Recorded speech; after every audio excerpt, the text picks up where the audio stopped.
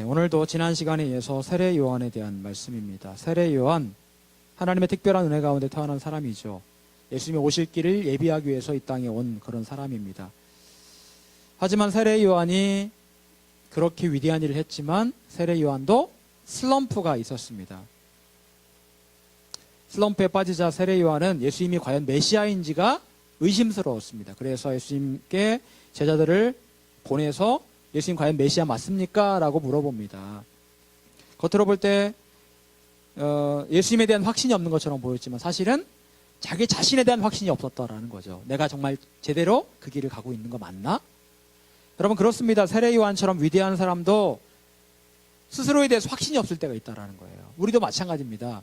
어떤 길을 가는데 내가 잘 가고 있는 거 맞나? 라고 생각이 들 정도로 확신이 사라질 때가 분명히 찾아오게 되더라는 겁니다. 영적 슬럼프가 반드시 있다라는 거죠.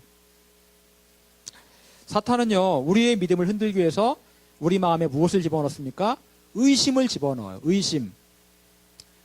의심을 집어넣고 그 의심이 들어오게 되면 의심은 믿음을 흔들어 버립니다. 그럼 의심이라는 게 무엇이라고 했습니까? 분석하는 거라고 했죠. 의심이라는 말 뜻 자체가 분석하다라는 뜻, 쪼개어서 생각하다, 이성적으로 판단하다라는 말이라고 했습니다. 여러분, 이성적으로 판단하는 것, 분석하는 것, 저도 분석하기 좋아하지만 이거 당연한 거거든요. 아, 이게 왜 그렇지? 저게 왜 저렇지? 이 판단하거든요. 그런데 예수님께서 말씀하시기를 그 쪼개고 판단하는 그게 의심이고 그 의심이 믿음을 흔들어 놓는다라고 말씀하십니다. 여러분, 믿음은 뭘까요? 믿음은 통째로 받아들이는 겁니다. 통째로. 쪼개서 그 안에 뭐가 들어있는지 분석하고 끄집어내보고 이게 믿음이 아니에요. 그건 믿음이 아니고요. 진짜 믿음은 통째로 받아들이는 겁니다. 하나님께서 말씀하셨으니까 아 그렇지 라고 받아들이는 것. 하나님께서 큰 홍수를 나게 하셔서 이 땅에 있는 모든 인간들을 다 쓸어버리셨는데 인간 이치적으로 볼 때는 그게 말이 돼? 라고 생각하지만 하나님께서 하셨으면 가능하지 라고 생각하는 그게 바로 믿음이라는 거예요. 여러분 사탄은요 마지막 때가 될수록 우리를 집요하게 무너뜨리려고 합니다. 그리고 집요하게 무너뜨리는 방법 가운데 하나가 바로 무엇입니까? 바로 의심의 마음을 집어넣는 거예요.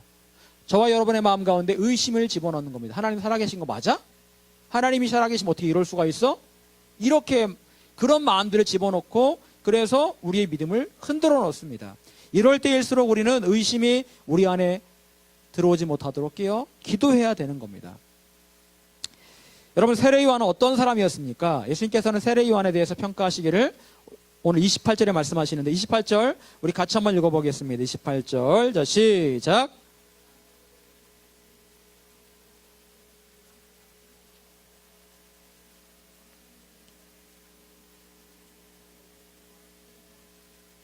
아멘. 자 여기 보니까 예수님께서 세례 요한을 어떤 사람이라고 말씀하십니까? 네, 여자가 낳은 사람 중에 가장 큰 자다. 예수님은 여자가 낳은 사람이 아니죠. 여자가 낳긴 낳았는데 예수님 빼놓고 여자가 낳은 사람 중에 누가 제일 크다고요? 세례 요한이 제일 크다. 창세 이래로 여자가 낳은 사람이 얼마나 많겠습니까? 그잖아요. 진짜 많잖아. 아브라함, 요셉 엄청 많잖아요. 그런데 그 많은 사람 가운데 세례 요한이 최고다 라고 말씀을 하신다라는 겁니다. 여러분 이 말은 무슨 말씀입니까? 세례 요한에 대한 칭찬에 대한 말씀이에요. 칭찬입니다. 자 그런데 이 칭찬을 가만히 들여다본다면 결국 무엇을 의미하는 겁니까? 우리도 누구처럼 되라는 거예요? 세례 요한처럼 되라는 겁니다. 세례 요한이 가장 큰 자니까 너희도 큰 자였던 세례 요한처럼 되도록 노력해라. 여러분 그런데 솔직히 말해서 당신 세례 요한처럼 사십시오라고 말하면 아멘 이라고 말할 사람 많을까요? 적을까요? 왜요? 가장 큰 자인데 왜 적을까요?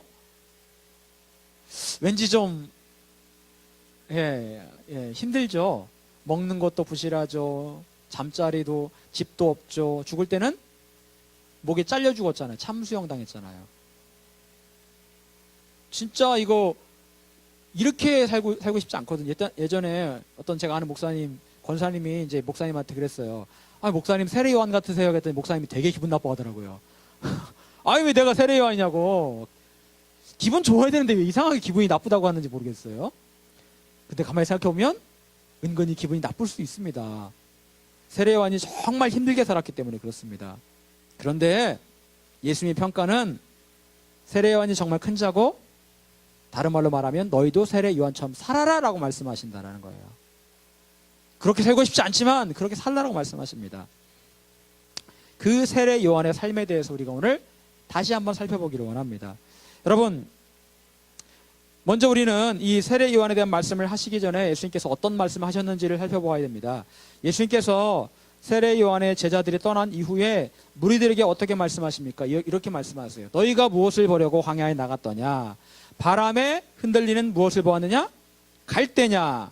그러면 너희가 무엇을 보려고 나갔더냐? 부드러운 옷 입은 사람이냐? 보라, 화려한 옷을 입고 사치하게 지내는 자는 어디 있다? 왕궁에 있느니라. 여러분, 이 말씀을 예수님께서 세례 요한을 설명하시기 이전에 이 말씀을 하셨습니다. 이 말씀은 어떤 말씀일까요? 광야에 갈 때 왕궁에 화려한 옷을 입은 사람, 무슨 얘기인가요 이게요? 그걸 보려고 갔느냐라고 그렇게 물어보셨어요. 예수님께서 너희가 그걸 광야에 가서 갈대를 보고 싶었느냐, 부드러운 옷을 보고 싶었느냐, 부드러운 옷을 입은 사람을 보고 싶었느냐라고 말씀하신다라는 겁니다. 무슨 이야기일까요? 여러분, 대부분의 사람들이 광야 같은 인생에서 보는 것은 바로 흔들리는 갈대입니다. 갈대. 여러분, 갈대, 인간은 생각하는 갈대다, 누가 얘기했습니까? 예? 파스칼이겠죠. 파스칼. 생각하는 갈대다. 굉장히 많은 의미를 포함하고 있어요. 인간은 갈대다. 여러분, 갈대 어떻습니까? 갈대는요, 힘이 없어요. 이리저리 바람이 부는 대로 흔들리는 게 갈대입니다. 여러분, 화단에 지난주에 이제 화단 앞에 세워놨던 카페에 있던 큰 나무가요, 지난주에 바람이 많이 불어가지고 넘어졌어요. 그래서 깨졌어요. 화분이 깨져가지고 지금 쓰레기통에 넣어놨는데 지금 시름시름합니다. 그 큰 나무가 깨졌어요. 제가 얼마나 그 나무한테 미안했는지 일찍 좀 집어넣을 걸. 그래서 굉장히 미안하다. 진짜로 미안했습니다. 그런데 여러분, 화단에 있던 제가 며칠 전에 심은 쑥갓이 있거든요. 쑥갓은 그 큰 바람에 넘어졌을까요? 안 넘어졌을까요? 안 넘어졌어요. 며칠 전에 심은 그 쑥갓은, 정말 연약한 그 쑥갓은 안 넘어졌어요. 큰 나무는 넘어졌어요. 넘어져서 화분이 깨졌어요. 왜 그럴까요? 그 여리여리한 그 쑥갓은요, 바람에 이리저리 흔들립니다. 리듬을 타요. 그러니까 불면은 밀려갔다가 다시 왔다가, 이러니까 바람이 그걸 넘어뜨릴 수가 없는 거예요. 그런데 이 나무는요, 버팁니다. 끝까지 버텨요. 하면서 버티니까 바람이 말하게 생각하기를 네가 이기는 내가 이기는 한번 해보자. 결국에는 나무가 지는 거죠. 나무가 넘어집니다. 여러분, 광야에 있는 흔들리는 갈대, 바람에 이리저리 흔들립니다. 그런데 살아남아요. 겨우겨우 살아남습니다. 갈대가요. 그게 광야에서 가장 많이 볼 수 있는 것들이에요. 사람들은 광야 같은 삶에서 그런 갈대 같은 것들을 가장 많이 보면서 살아갑니다. 스스로, 그리고 생각하기를 나는 광야의 갈대다라고 생각합니다. 광야의 갈대. 광야에서 이리저리 흔들리는 갈대 같은 삶을 그저 하루하루 겨우겨우 버티며 살아가는 자신의 모습이라고 생각을 한다라는 거예요. 여러분, 어떻습니까? 때로 우리가 갈대 같다는 생각을 하시죠. 이리저리 흔들리고 있다라는 그런 느낌. 그러면서 겨우겨우 버틴다라는 느낌. 광야 같은 인생에서 다른 갈대의 삶을 살아가는 사람을 보고 있지만 나 자신도 갈대라는 거예요. 그냥 그렇게 살아가는 겁니다. 예수님께서는 그걸 말씀하시는 거예요. 너희가 갈대의 삶을 보고 있느냐? 그리고 너희 자신이 갈대라고 생각하느냐? 광야 같은 세상을 살아가면서 우리가 보는 것은 이리저리 바람에 흔들리는 갈대입니다. 그리고 어느샌가 내가 바로 그런 갈대 같은 삶을 살아가면서 겨우겨우 연명하며 삶을 살아가고 있다라는 거예요. 하나님께서 우리에게 주신 인생이 과연 이처럼 광야의 갈대같이 이리저리 흔들리며 겨우겨우 하루하루 버티고 연명하는 삶이라고 말할 수 있을까?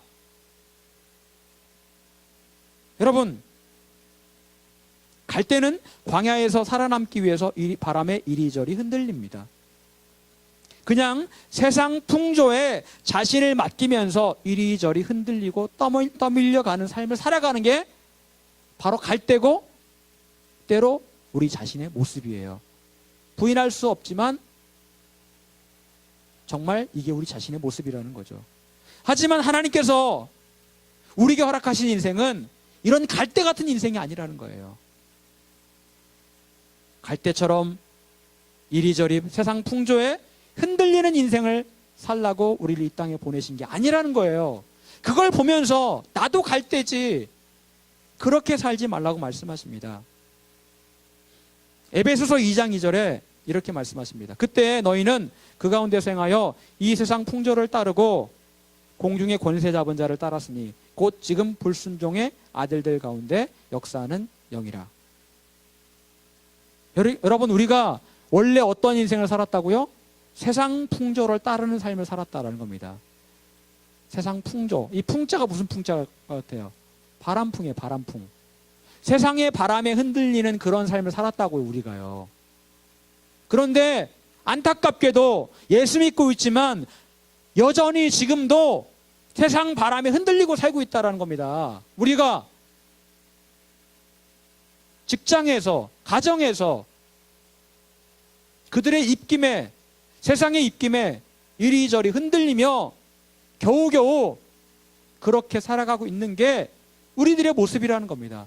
그들이 하라 가면 하라는 대로, 그들이 먹으라 가면 그렇게 먹어야 되고요. 그렇게 살아가고 있다는 겁니다.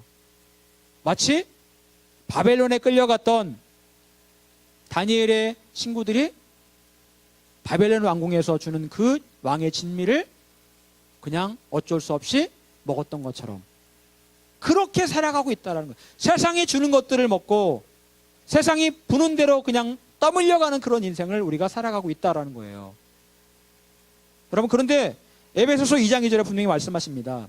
이 세상 풍조는요, 공중 권세 잡은 자 안에 역사하는 불순종의 아들들이 그 세상 풍조를 잡고 있다라고 말씀하세요. 불순종한다, 순종하지 않는다. 누구에게 순종하지 않는다라는 거예요? 하나님께 순종하지 않는다라는 겁니다. 결국 세상 풍조를 누가 잡고 있다라는 겁니까? 사탄이 잡고 있다는, 사탄이. 하나님께 불순종했던 아들들, 사탄과 그의 졸개들을 말하는 거죠. 타락한 천사들을 말하는 거죠. 그들이 세상 풍조를 잡고 있어요. 여러분, TV를 틀어보십시오. TV가 세상 풍조를 적나라하게 표현하고 있는데 TV가 어떻습니까? 폭력과 음란과 온갖 더러운 것들이, 동성애, 온갖 더러운 것들이 난무하고 있는 게 TV예요. 영화입니다. 사람 죽이는 거를 아무렇지 않게 죽여요. 그것도 끔찍하게 토막내서 죽이고. 옛날에 안 그랬잖아요. 그런데 TV가 사실은요, 이런 일들이 TV 영화에서 먼저 이런 일들이 있었어요. 여러분, 옛날에 그 영화, 어떤 영화가 있었죠? 하정우가 처음에 출연했던 영화 있었는데, 추격자인가요? 추격자인가요? 그 영화 보셨어요? 저는 보다 말았는데 너무 잔인해서. 그 영화에 보면 토막살인 사건이 나옵니다. 그리고 그 외에 수많은 영화들이 얼마나 잔인한지 몰라요. 그런데 그 영화나 드라마에서 있었던 일들이 실제 생활에서 현재 일어나고 있다는 겁니다. 아무렇지 않게 동성애하는 사람들이 자기 얼굴 보이면서 동성애가 왜 문제냐, 서울시장이라는 사람은 동성애 지지해야 된다 이렇게 말하고요. 세상이 지금 이렇게 되고 있어요. 미국의 대통령이 또 그렇게 말하고 있고요. 이렇게 되고 있다니까요. 불순종의 아들들 가운데 역사하는 그 악한 영들이 잡고 있는 이 세상 풍조를 사람들이 따라가고 있습니다. 이리저리 광야에서 흔들리는 갈대처럼 세상 풍조에 이리저리 흔들리고 있는 게 현실이라는 겁니다. 그렇게 살지 말라 주님 말씀하세요. 또한 주님께서는 많은 사람들이 보는 것이 무엇인지에 대해서 말씀하시는데 그렇게 말씀하십니다. 부드럽고 화려한 옷을 입고 사치하며 왕궁에 사는 사람을 너희가 보느냐? 이렇게 말씀하세요. 이 말은 무슨 말입니까? 요즘 드라마를 보십시오. 컨셉이 다 뭐예요? 하나같이 나오는 컨셉이 어떤 회사의 사장이 나오고 사장 그 집에 가정부가 있고 밥을 해주고 회사의 가족들은 고급 외제차를 타고 다니면서 아나무인격으로 사람을 대하고 뭐 그 안에 출생의 비밀이 있고 다 이런 내용들이죠. 그걸 보면서 여러분 어떤 생각이 드세요? 아, 나도 저렇게 살고 싶다라는 마음이 나도 모르게 그렇게 들 수밖에 없죠. 아, 저렇게 좋은 집에서 저렇게 돈 펑펑 쓰면서 그렇게 살고 싶다. 솔직히 우리 마음 가운데 나도 모르는 사이 그런 마음이 듭니다. 그게 마치 인생의 목표인 양 그렇게 우리 머리에 각인되고 있다는 겁니다. 여러분, 사람들이 신년에 소원을 빌더라고요. 그런데 대부분의 소원이 둘 중에 하나입니다.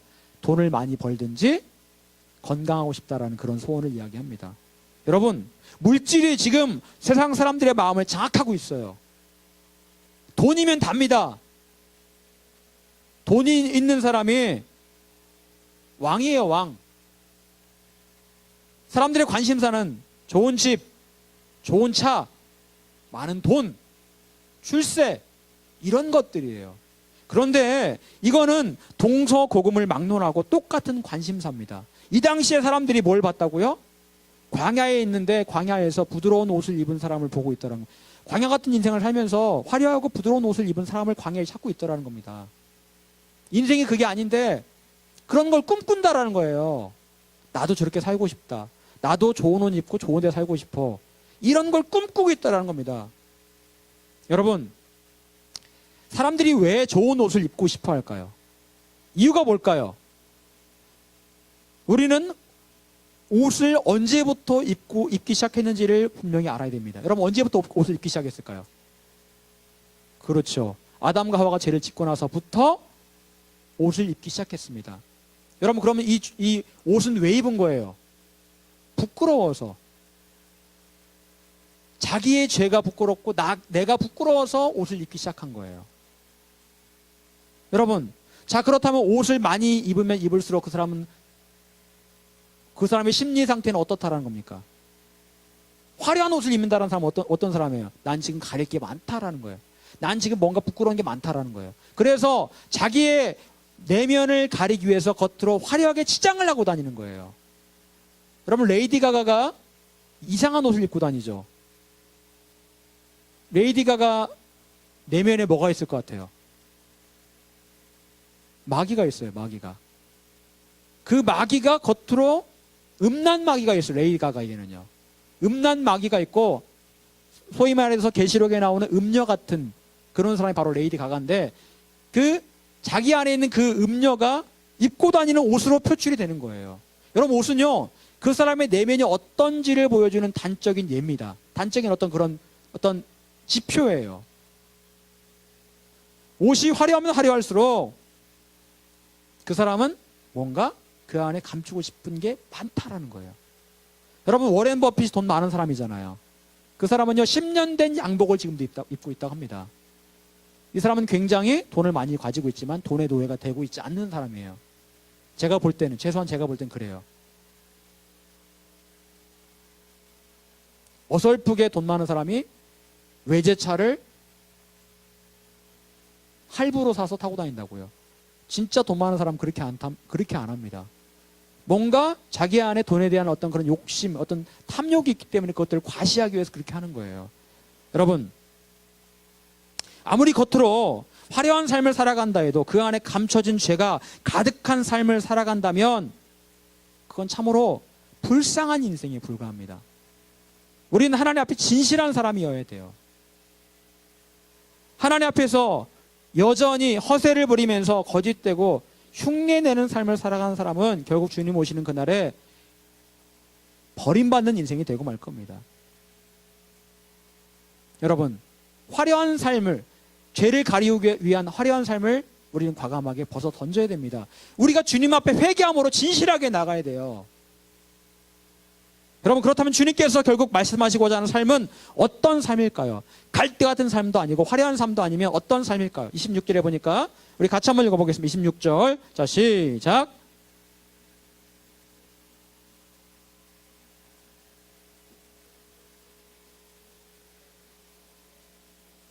아멘. 자, 주님께서 말씀하십니다. 옳다. 그렇다. 옳다. 자, 누구를 보러 나가야 된다고요? 선지자를 보러 나가야 한다. 옳다. 옳다. 그리고 세례 요한은 솔직히 말하면 선지자보다 더 훌륭한 사람이다.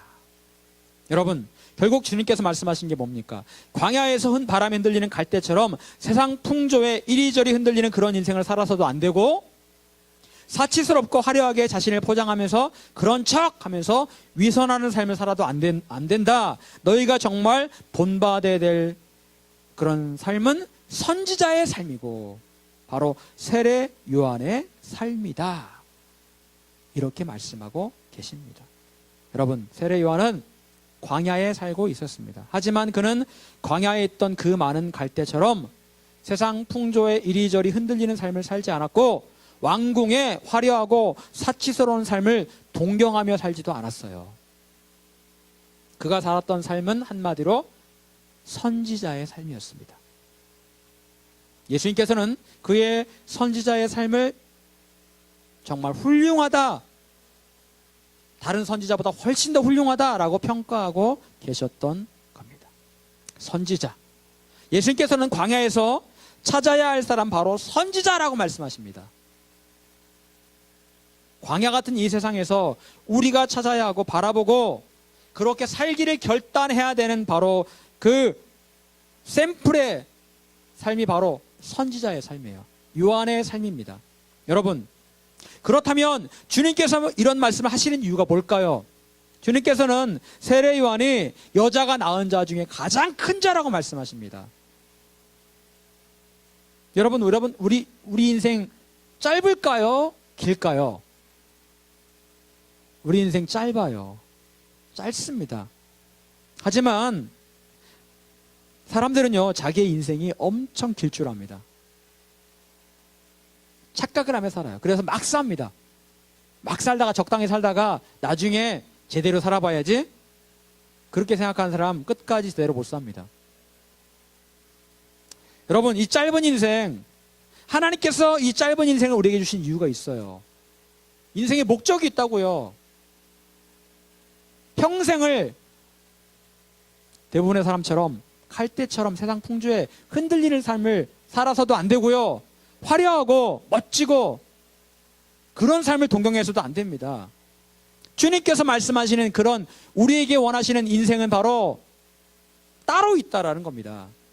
그건 바로 선지자의 삶이에요. 저도 마찬가지고 여러분도 마찬가지입니다. 여러분, 세례 요한은 어떤 삶을 살았습니까? 큰 자라고 인정받던 세례 요한, 어떤 삶을 살았을까요? 27절 중반부에 보니까 보라, 내가 내 사자를 내 앞에 보내노니 그가 내 앞에서 내 길을 준비하리라. 여러분, 세례 요한이 어떤 삶을 살았다고요? 주님의 오실 길을 준비하는 삶을 그가 살았습니다. 그게 바로 가장 큰 자의 삶이에요. 가장 큰 자다라고 말씀하신 이후에 그 말씀하셨거든요. 즉, 가장 큰 자의 삶은 주님께서 오실 길을 준비하는 삶이 가장 큰 자라는 거예요. 주님과 연관되어 있는데 해야 될 일은 예수님께서 오실 길을 준비하는 삶을 살아야 된다. 여러분, 지금이 어떤 시대입니까? 지금이 어떤 시대예요? 주님께서 아직 오셨습니까? 안 오셨습니까? 아직 다시 오지 않으셨죠. 재림의 때가 아직 오지 않았습니다. 그런데요, 진짜 얼마 안 남은 것 같아요. 진짜 얼마 안 남은 것 같아요. 분명히 말씀드리지만 정말 얼마 안 남았습니다. 지난주에 제가 기도하면서 며칠 동안 회개를 계속했습니다. 회개를 계속 하는데 제가 하나님의 마음을 못 알아들인 것 같아서 너무너무 죄송하더라고요. 근데 하나님 하시는 말씀이 뭐였냐면, 얘야, 지금 너무너무 급하다. 지금 정말 급한데, 한 사람이라도 내가 더 구원해야 되는데 정말 마음이 급한데 네가 이러고 있으면 안 돼. 이런 말씀 하시더라고요. 하나님께서 지금의 때가요, 정말 급하다고 말씀하셨어요. 진짜 우리 예수님께서 오실 때가 진짜 얼마 안 남았다고 말씀하셨어요. 그때가 언제지는 모르죠. 하지만 확실한 거는요, 정말 얼마 안 남았다는 겁니다. 여러분, 주님 오실 날이 얼마 안 남았는데 우리가 해야 될 일은 뭡니까? 세례 요한처럼 주님 오실 길을 준비하는 삶을 살아야 되는 거예요. 그 길을 예비하는 삶을 살아야 되는 겁니다. 세상 풍조에 이리저리 흔들리면서 직장에서 여기 치이고 저기 치이고 돈 벌기 위해서 그냥 이리저리 왔다 갔다 하는 그런 삶이 아니고요. 그렇다고 해서 돈 벌지 말라는 얘기가 아니고, 그게 우리의 삶의 중심이 되어서는 안 된다라는 겁니다. 좋은 집 살아야지, 좋은 차 사야지, 이게 내 삶의 목적이 되어서는 안 된다라는 거예요. 내 삶의 가장 중요한 목적은 주님 다시 오실 그날을 준비하는 삶을 우리가 살아가야 되는 거예요. 그게 바로 마지막 시대 선지자의 삶입니다. 그리고 그 선지자의 삶은 바로 저와 여러분에게 하나님께서 말씀하시는 바로 그런 삶이에요. 여러분, 이 마지막 시대, 그렇다면 내가 어떻게 이 선지자의 삶을 살아갈 수 있을까? 내가 무슨 힘이 있다고요, 주님? 제가 무슨 힘이 있다고 그렇게 살 수 있겠습니까? 그렇게 말할 수 있죠. 여러분, 예레미야는 어떤 사람이었습니까? 예레미야는 눈물의 선지자라고 말을 합니다. 눈물을 너무 많이 흘려가지고. 근데 이 예레미야 선지자는 원래 하나님께서 부르시기 전까지 내가 하나님께 쓰임 받고 싶습니다라고 적극적으로 말했던 사람이 아니었습니다. 예레미야 선지자는 말하기를 나는 아이 같아서 말할 줄을 모릅니다, 이렇게 얘기했어요. 말하자면 나는 말 주변이 없어서 나는 말도 못하고 나는 진짜 부족합니다, 주님. 제가 어떻게 쓰임 받겠습니까? 이렇게 말했던 사람이 바로 예레미야예요. 그런데 하나님께서 그 예레미야를 부르시고 너무너무 급하시니까 예레미야를 내가 너라도 써야 되겠다라고 말씀하세요. 여러분, 예레미야 시대에 얼마나 많은 사람이 있었습니까? 그런데 그 말 잘하고 능력 있고 잘 나가는 사람 다 제껴놓고 말 못하고 나 못해요 라고 말하는 그 예레미야를 쓰셨습니다, 하나님께서. 왜요? 딴 거 없습니다. 예레미야는 하나님 앞에 정결했던 사람이에요. 그리고 하나님을 정말 사랑했던 사람이었습니다. 정결하고 하나님을 정말 사랑했기 때문에 그 시대에 엄청나게 잘 나가는 사람이 많았지만 예레미야를 불러서 사용하셨다고요. 여러분, 이 시대에 얼마나 잘 나가는 사람들이 많습니까? 그런데 주님께서 쓰시고자 하는 사람은 잘 나가는 사람, 엄청 괜찮은 사람이 아니에요. 못났지만 죄로부터 멀리 떨어져 있는 정결한 사람, 조금만 죄를 지어도 주 앞에 가슴을 치며 회개하는 사람, 그리고 하나님을 정말 사랑하는 사람, 그런 예레미야 같은 사람을 찾고 계십니다. 근데 주님께서 말씀하시기를 그런 사람 정말 없대요. 지금 찾고 찾아도 진짜 없답니다. 내가 찾고 찾는데 정말 없다라고 말씀하세요. 하나님의 탄식을 제가 느낄 수가 있었습니다. 여러분, 어떤 사람이 되어야 되겠습니까? 위대한 선지자의 삶? 그 전에요, 먼저 여러분이 하나님을 정말 사랑하고 여러분이 조금만 죄를 지어도 콧물 흘리면서 가슴을 치면서 회개할 줄 아는 그런 정결함을 갈망하는 그런 삶을 살아간다면 하나님께서 여러분을 예레미야 같은 선지자로 삼아주실 겁니다. 그리고 세례 요한같이 사용하실 거예요. 여러분, 하나님께서 예레미야에게 이렇게 말씀하십니다. 예레미야 1장 9절에 이렇게 말씀하세요. 여호와께서 그의 손을 내밀어 내 입에 대시며 여호와께서 내게 이르시되 보라, 내가 내 말을 내 입에 두었노라. 여러분, 이 말씀은요, 40일 작정기도 할 때 하나님께 제게 주신 말씀이었어요. 기도하는데 그때 철야기도를 했던 적이 있었거든요, 어머니 때문에. 근데 그때 하나님께 이 말씀을 제게 주셨어요. 내 말을 내가 내 입에 두었노라, 이 말씀을 주셨거든요. 저는 그때 몰랐어요, 이 말이 무슨 뜻인지. 근데 나중에 보니까 예레미야 말씀이더라고요. 이 말씀을 저한테 주셨거든요. 그럼 무슨 얘기입니까? 무슨 뜻인가요? 내가 내 말을 하는 게 아니에요. 네, 나는 가만히 있는데 하나님께서 내 입술에 손을 대시면서 나의 말을 너의 입에 두었다. 너는 그냥 내가 내 입에 넣어주는 말을 그냥 하기만 하면 돼. 네가 능력이 있어서 말주변이 좋아서 천만에 내가 너에게 넣어주는 그 말을 너는 그냥 전달하기만 하면 되는 거야. 근데 지금 하나님께서 그렇게 사용해 하시겠다라고 그렇게 말씀하셨던 것 같아요. 근데 여러분, 이게 저에게만 하시는 말씀이 아닙니다. 여러분에게 동일하게 하시는 말씀이에요. 여러분의 입술에 손을 대시면서 얘야, 내가 나의 말을 너의 입에 두었노라. 너는 내가 너의 입에 넣어둔 그 말을 전달하기만 해라. 이 말씀을 하고 계시는 겁니다. 여러분, 엄청난 카리스마를 가진 사람만이 선지자가 될 수 있습니까? 천만에요. 엄청난 카리스마 있다고 선지자 되는 거 아닙니다. 하나님의 주시는 말씀을 내 입에 넣어두었다가 전달할 줄 아는 그런 사람, 그대로 전자의 삶을 살아갈 수 있는 겁니다. 여러분 주위에 있는 사람들에게 전달하십시오. 하나님 말씀을 전달하세요. 하나님께 무엇을 말씀하신 전달하세요. 여러분, 세례 요한이 전했던 메시지가 뭐였습니까? 회개하라, 천국이 가까이 왔느니라.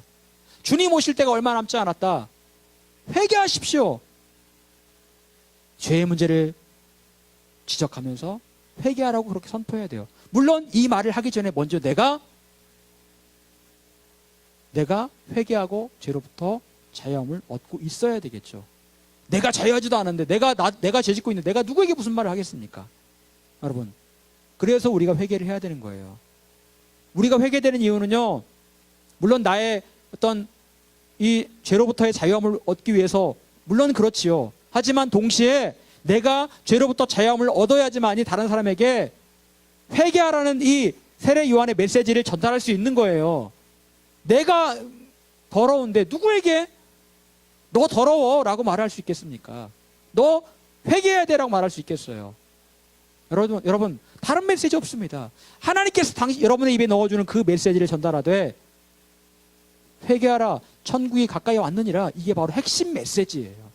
이거를 여러분 주위의 사람들에게 끊임없이 전달하십시오. 세례 요한은 이 메시지를 사람들이 듣든 안 듣든 전달했습니다. 듣든 안 듣든, 반응을 보이든 안 보이든 그냥 했어요. 광야에서 외치는 소리라고 했던 게 뭡니까? 누가 들어도 누가 안 들어도 상관없다라는 거예요.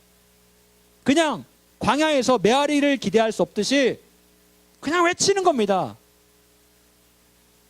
그랬더니 그게 바로 주님의 오실 길을 예비하는 길이었다. 그리고 주님께서 세례요한을 보시면서 뭐라고 말씀하십니까?